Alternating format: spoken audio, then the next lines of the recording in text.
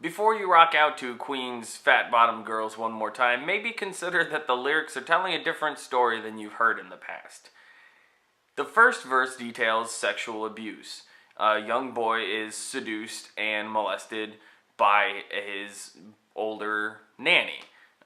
This creates in him a sexual proclivity, promiscuity that's detailed in the second verse. He's a rock star and he's living the rock star lifestyle, having lots of reckless and indiscriminate sex potentially, because he has sex with women that are supposed to be attractive, but their beauty and their style go kind of smooth after a while.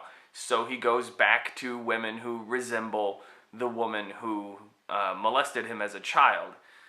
Sadder still is that in the end of the song, he's got all these problems. He's got financial difficulty. His life is pretty much in ruins.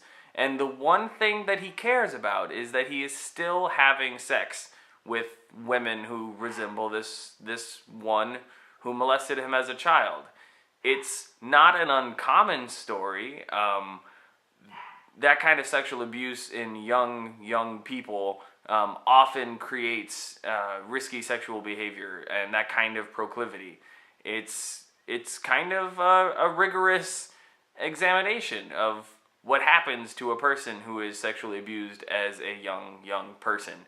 And it's a kind of heartbreaking story when you read it that way. I don't have a point to this, except that it's there in the text. I find it fascinating when you can read very different things from maybe what was intended.